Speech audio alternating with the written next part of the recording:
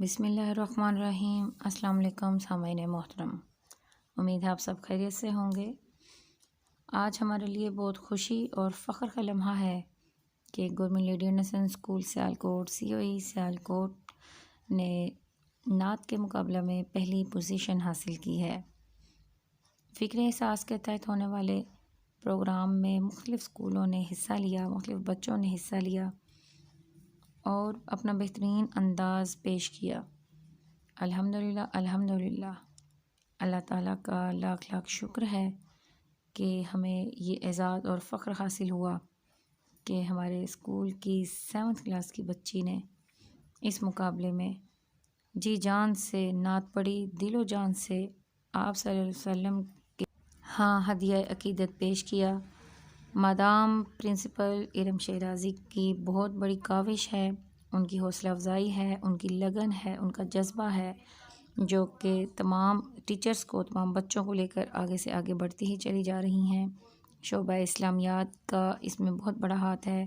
یہ کامیابی انہی کی مرہون منت ہے، انہوں نے بچوں کو اتنی اچھی تیاری کروائی۔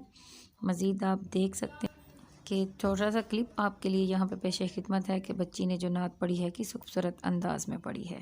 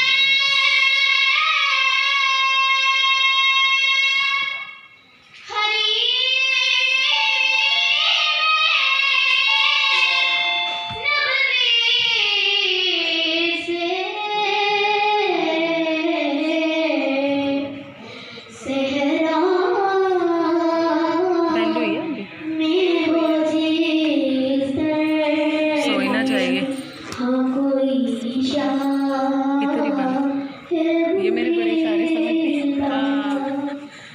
ہیں۔